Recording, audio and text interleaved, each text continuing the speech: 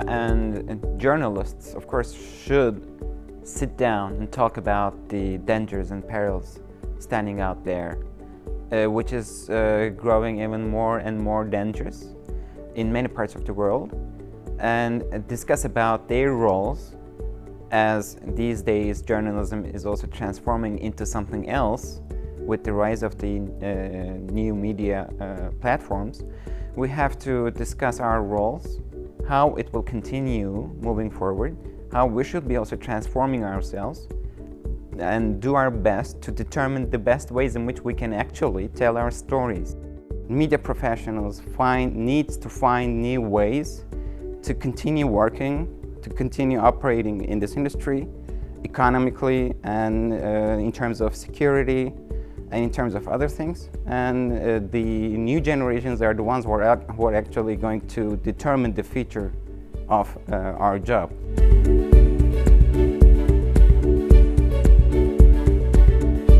Some of our reporters who before probably had very little contact with the Muslim community in Christchurch are now actually quite a part of it.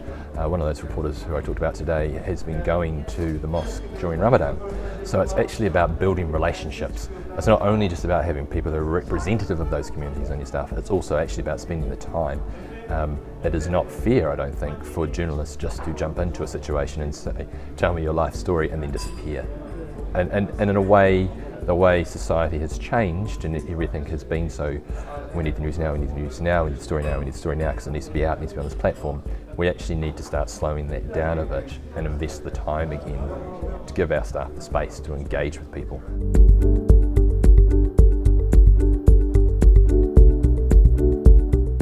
"5G has three advantages. One is the very fast speed, and the second is the many millions of people can reach to the connection at the same time, and the third is very low latency.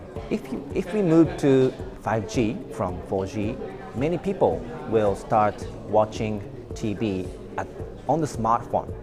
Yeah, so it's really important to prepare for 5G for many broadcasters.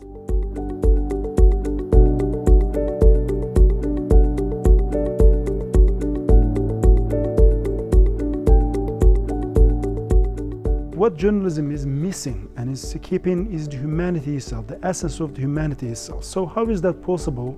We conduct good journalism, we conduct lawful journalism, but that's still not satisfactory for personal inner voice, for being human being himself or itself.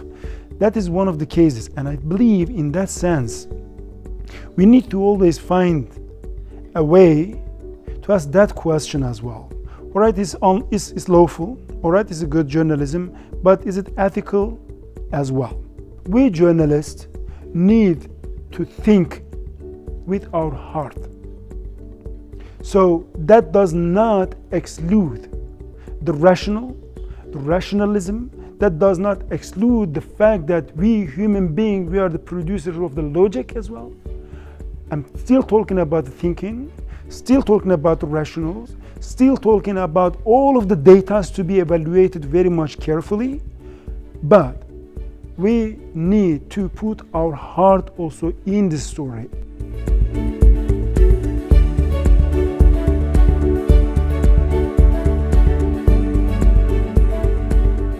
I think that it's important for media organisations to be on the platforms that also host fake news operators, and these can include social media channels, of course, and to actually be a voice of reason, be a voice of truth within a space which has got a lot of noise. So to separate out the noise, so to speak, from the actual news, and to compete, I suppose, with the fake news providers at their own game in their own space. And so we're available and we're visible to the public when they're making their consumption choices.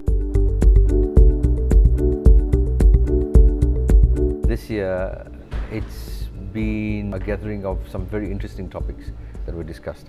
So personally, I found it very interesting. There's some issues that were very, very topical, and I'm glad that we touched on those issues. Usually what happens, the most topical issues we don't usually discuss them because sometimes they may be a bit too taboo or sensitive to discuss. I like the fact that it was discussed in a very open and fair manner.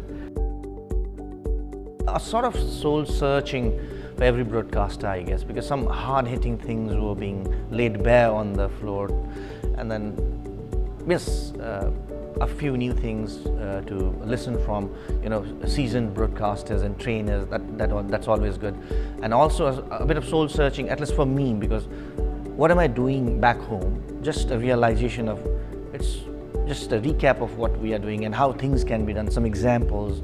So almost everything is a sort of a takeaway from here.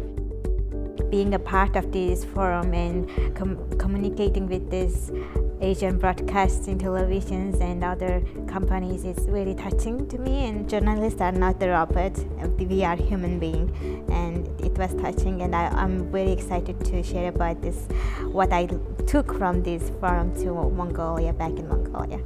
UATV is a new member of this big organization. I think it's maybe like a big family, and I'm happy that UATV is a member of this family.